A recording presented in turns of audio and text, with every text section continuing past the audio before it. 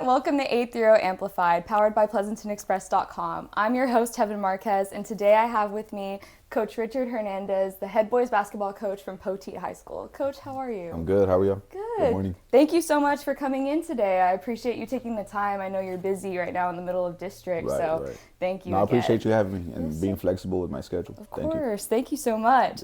So, Coach, I know we kind of talked a little bit about this off camera, but I did want to ask you about your coaching journey and how you found your way over here to Poteet. Okay, cool. So, my wife is actually from Poteet. My wife and her family are from Poteet. So she's born and raised here. We were living in San Antonio for a while, and I was teaching at SAISD 2 years ago. I was at Highlands High School, and I was looking for a change. And my mother-in-law actually works with Poteet Junior High as well. And so she let me know that they were looking for a math teacher for 7th grade math. And I have a math certification, 4 through 8. Mm-hmm. So I've taught math, middle school math before. So I was like, okay, like that, I could do that. But I really wanted to stay at the high school level for coaching. Mm-hmm. So when I came in, I interviewed with Poteet. The conversation was like, okay, we're trying to fill a junior high math position, right? So what's, the box that they needed to check, right? And I wanted to I wanted to stay in the high school level of coaching as well. And we were able to make that happen, right? So I teach at the junior high right now. This is my 2nd year teaching 7th grade math, and then I'm coaching high school basketball. Mm-hmm. So that's how I ended up here in Poteet. Mm-hmm. Yeah. Well, actually, I know you talked a little bit. So you're from the San Antonio area. I am from San Antonio. Right? Yes, ma'am. So where did you end up graduating from high school, and how did you kind of move around before coming for over sure. here? Yeah. So I grew up in the northwest side of San Antonio. I went to school at, just starting from elementary, right? Mary Hall Elementary, Northside ISD. I went to Anson Jones Middle School, which is also Northside ISD. And then I went to John Jay High School. I was there for a while. And then we kind of moved around a little bit once I got into high school. I was basically raised as, by a single parent. My mom basically raised us. And so my dad got locked up, went to prison for a little bit. And so we kind of had to move around and just try to make ends meet. So I bounced around from John Jay High School to Burbank. From John Jay High School to Lanier High School. I went back to John Jay, and then I ended up graduating from Burbank. I played basketball my senior year at Burbank. But that's the only year that I played high school organized basketball, was because of the movement, right? Mm-hmm. And so I ended up graduating from Burbank. I played at Burbank. And then I went straight to college, And so I ended up going to SAC for a little bit, right? And, made a decision to work full time, step away from school. So I worked full time from probably about 2003 to 2007. I was working full time. And in 2007, I went back to school, right? Because I knew like long term, I still wanted to coach. And so I went back to school, went to Palo Alto, from Palo Alto, transferred to A&M San Antonio, got my degree there. And then in 2013, I graduated with my bachelor's from A&M San Antonio. Yeah. Well, so that's kind of like that I guess the school age part of my story, of my journey, And then so from there, I graduated. I was subbing for a while here, actually in Pleasanton, right after I got my degree at the junior high. I got hired in Floresville to teach. This is 2014. And I taught 7th grade math, actually, which is kind of funny. 7th grade math from 2014 to 2015, like the end of that school year. And then from there, I went to Edgewood. I got hired at Gus Garcia Middle School, and I taught I actually taught all 3 grade levels, 6th through 8th grade math. And then I was coaching football, basketball, and track. So I did that for 3 years at Edgewood ISD. From there, I went to Judson ISD. I was working at Kirby Middle School, and they feed into Wagner High School. Mm-hmm. So I was there from 2015 to 2018 at Kirby. And same thing, teaching math, and then also coaching middle school. So I coached middle school for 6 years, right? And then from there, I went to Wagner High School. I volunteered, as a basketball assistant coach at Wagner, taught Algebra 1. And then from there, I felt like I had an opportunity to become the B team coach, the freshman B team coach. And, working under Coach Clark, that it would have been a great opportunity for me to just stay at a high level program. But I just felt like I wanted to do more, right? I wanted to do more. And I knew that I could kind of bet on myself and try to see if I could reach a higher level, you know what I mean, of coaching. And so I ended up going to Burbank High School, and I was the freshman coach at Burbank, and then I was the assistant varsity. From there, I transferred to Highlands High School, where I was the JV coach and then assistant varsity. And then last year, I came here, right? So last year was my first year here.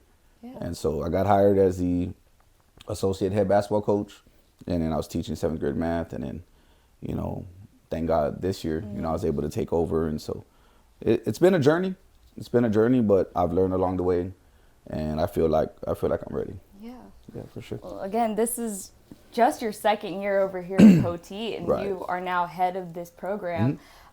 What can you kind of tell me right now about the team and how y'all have continued to develop just this season? I mean, Okay. I know we talked a little bit over the summer, and you only had one returner coming back, so you're really rebuilding Right, and trying to create that culture over there sure. for basketball for Right. Poteet. Yeah, so we're young. We only have one player right now that was on our varsity team last year. And even though he was on our varsity team last year, he didn't play a lot, right? He was still young, so he was still developing. Our entire team is developing, right? But I feel like we have a great group of kids. They work hard, they're coachable. But it's just, we're trying to close the gap.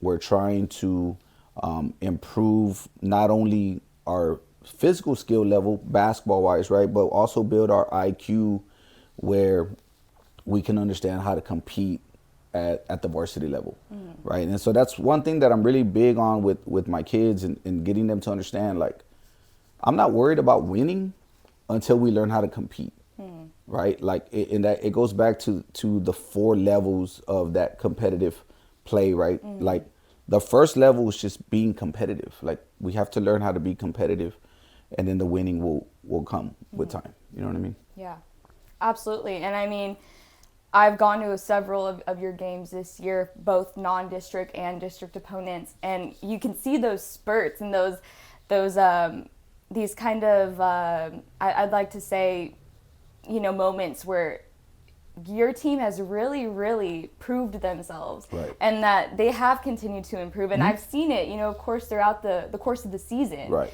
And unfortunately, now that we're kind of wrapping up and y'all are moving on, I think it was pretty evident whenever we saw them last night against Hondo, because they don't quit. No, for sure. Right. They continue to improve, and they've continued to really strive. Right. And is that something that you feel will continue to happen Oh, for throughout sure. your course of being the head coach? So that's the thing is, like, I want them to understand, like, for me, my philosophy as a coach is we have to play to a standard and not to the scoreboard, right? So if you base your effort and what you do on the floor based off what you see on the scoreboard, then we're not going to get much, right? So my biggest thing to them is compete every possession, right? Even though we might not have the skill level, right, or the IQ, but we can still play hard, right? And so I talk about controlling the controllables, right? Like, you can control 2 things. You can control your effort and you can control your attitude, right? So if those 2 things are on point, then we'll continue to grow, right? So I'm not necessarily concerned with our record or necessarily concerned with the scoreboard, because anybody who's been watching us play all year can see that we're getting better, right? So that lets me sleep at night, knowing that we're getting better, right? And we're continuing to grow. You know what I mean? So I'm okay with that. Yeah. So, Coach, actually, I wanted to touch on, you have two seniors this year. I do. What can you say about them and how they've helped, I guess, lead this team a little bit with their maybe not necessarily experience, Right. but their upperclassmen mentality? Sure. So we have two seniors, Robert Benavides and Renee Mesquita. They, what's kind of unique about this situation is they're both seniors, but this is their first year playing varsity basketball, right? So they're growing along with the underclassmen, if that makes sense, right? So, but their physicality and their strength shows, right, their difference when they're in the game, because they I guess you kind of say they're already starting to get their man body, right? So on the floor, they're physically able to compete at a higher level because of the physicality that comes with playing varsity basketball. Yeah. You know what I'm saying? Yeah. So that helps us out a lot, for sure. And again, I know you're stepping into this and you want to have a competitive program. What else are you really implementing into this culture of basketball for Poteet? So the biggest thing for us is just like understanding that we want them to be student athletes, right? I don't want them to be athletic students, right? So basketball doesn't come first, right? Like the classroom comes first, then being good people, taking care of their business at home. You know, I actually had a situation earlier in the year where a parent reached out to me, you know, and one of our juniors wasn't taking care of his business at home. Dad reached out, wanted to know what we could do together as a program to get him back on track, hold him accountable. And so we sat him out, you know, we sat him out, and we could have used him, you know, we needed him, but we wanted to send the message that we need you to take care of your business in the classroom, take care of your business at home, and then we could worry about the on-court stuff, right? So my biggest thing as a coach is like the basketball stuff is great, but I want them to transition from being boys to young men. You know what I mean? Because at the end of the day, they're not going to play basketball forever, right? At some point, they're going to get a job. They're going to be out in the real world. We want them to hold themselves accountable. Yeah. Understand, like, you know, that it's their responsibility to grow and mature, right? And so we're setting the type of culture of hold yourself accountable, make sure your grades are on point, make sure you're behaving in class, you know, you're behaving in the hallway. I actually, a sophomore didn't play the last game because he got in trouble with the cafeteria, doing immature things, and then, you know, we're holding them accountable, so he missed that game, right? So it's little things like that. We have to take out those immature little things, and then so that way we could help grow the program from the inside out. You know what I mean? So, Coach, I know that you had already touched on being a junior high coach yourself. Right. Speaking like in a long-term goal-wise for you, now that you're the head coach, Right. How important is having that junior high team and continuing to work with them to develop them Right. for the varsity level? For sure. The biggest thing for me is we have to prioritize fundamental skill work, right? And it's not just at the junior high, but it's also with our little CYO program that we have in town. Really embracing the fundamental skill work and really teaching fundamentals, so that I think what happens a lot is, especially like young coaches really want to just run a bunch of plays and they want to be like creative, but at the same time, like, you just have to simplify the game. You have to simplify the game, and the more skilled your players are, then the better they're going to be, right? And the good thing for me in my situation now that I'm teaching at the junior high is I'm in there during athletics, right? So I'm able to be hands-on with our younger group, and so really be able to emphasize that, teach it at their level, and then that way when they get to me, I'm just building on that foundation, right? So we have an 8th grade group right now who's really good at football. They're really, really good at football. They won the district championship this year for football.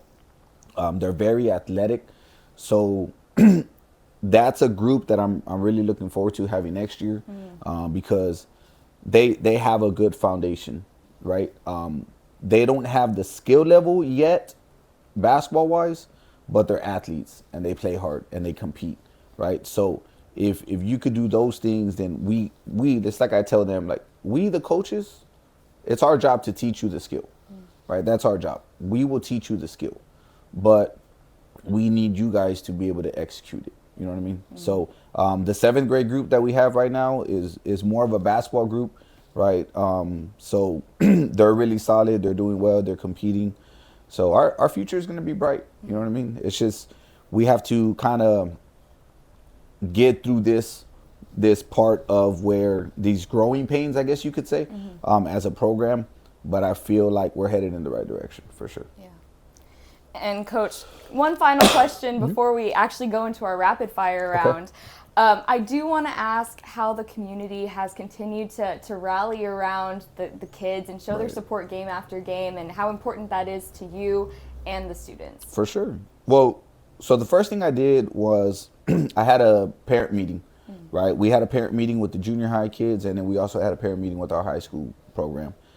And one of the biggest things that I emphasized was that I wanted to set the right type of culture in place, right? And in order for you to do that as a coach, the messaging has to be the same, right? From what we are preaching at the school to what they're also learning at home and what's being said at home, right? So when you are able to align those two together, right, the kids are able to grow, because we're holding them accountable at school. The parents are holding them accountable at home, and then we're able to grow, right? And so I think the great thing about the community and our parents that come to the games is they've been able to see that maturation process, right? They've been able to see the growth. And even though the results are not what we want, right, they're seeing the growth process, right? And so this is part of it, you know? Yeah, and that goes back to your long-term goals, is just continuing to curate that all together. Yes, all together, for sure. Yeah. Absolutely. Coach, now we're going to enter our rapid fire round. So these are just going to be little silly questions, and you'll just answer with the first thing that comes to your mind. And if you have an explanation, please share it with all of us. For sure. All right, Coach. What is your favorite pregame meal? Oh, man. If you have a favorite. Favorite pregame meal? We're starting with the hard questions first, as you can tell. I would say backyard kitchen. Yes. I get the double cheeseburger with fries and some backyard sauce. That's probably my go-to. That sounds so... Way too many calories for me to be consuming, but... It's like 9 in the morning, and now my mouth is watering. Yeah, that's my go-to for sure. Oh, man. What would you be doing if you weren't a basketball coach? Oh, wow. If I wasn't a basketball coach. Wow. I don't know. Dang. Maybe math this is teacher all I've still, ever wanted to do. Well, I do have my CDL, so I would probably be driving. I love to drive. I love to be on the road.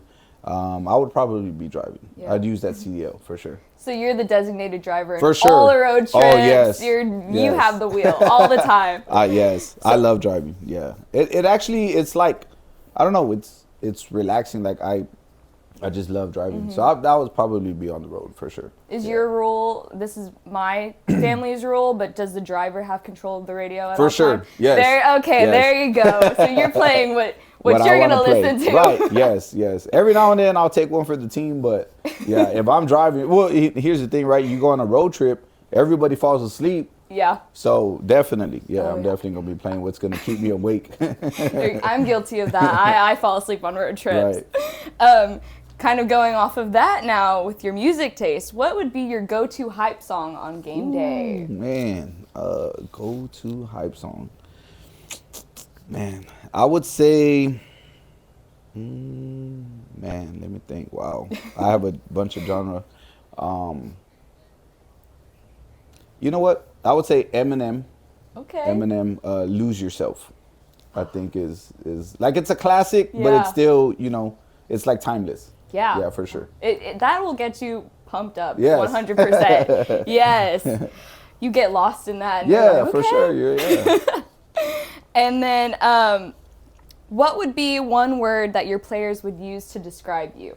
If you had to think Man, of I one. can't probably say it on air, but I would say passionate. Probably is the one word. Yeah. Passionate. Yeah, they know. I told them the other day. I said, I don't expect you to love basketball, like, cause I love basketball. I just love it, right? But I love basketball like I love my wife, like I love my kids, like I love the game. But I told them the other day, I said, I don't expect you to love basketball like I do, but you have to respect it, right? So I need you to match my energy and match what I'm putting in, right? If you meet me halfway, then we can go places. Yeah. For sure. That's a great word. I think you can tell that you're passionate whenever, we watch this back and you can tell that you're just crazy about the game. Oh, I love it. Yeah, It's for very sure. evident. And I want to say last thing, do you have a routine on game day? Are you very superstitious? Not necessarily. No, I don't really have. I have my own routine, but it's hard because I'm teaching the majority of the day, right? And then we, and then we get ready for our game. But superstitious, no. I do have game day socks. I actually. Okay. So shout out to Coach Vasquez, man. That's my guy. I love Coach Vasquez. So at Burbank, when I was at Burbank, I actually stole it. So a lot of so here's the deal. Let's rephrase that. So Coach Buzz Williams is is head basketball coach. At the time he was coaching Texas A&M. Yes. Okay. So I saw a coaching seminar that he did, and he talked about how they try to motivate his players and get them to take charges in games. Okay. So they would buy the kids socks, crazy socks, like animated socks, and you name it, like character socks, basically. And so anybody who took a charge in the game, that was their award was socks, right? So like SpongeBob socks, Dr. Pepper socks, stuff like that. Okay. So when I got to Burbank, Coach Vasquez and I were talking. He's the head basketball coach at Burbank, and I was his assistant. And we were talking about what can we do to get the kids to want to like embrace taking a charge, because it hurts, right? Like nobody wants to take a charge, right? Because it hurts. You have to sacrifice your body, right?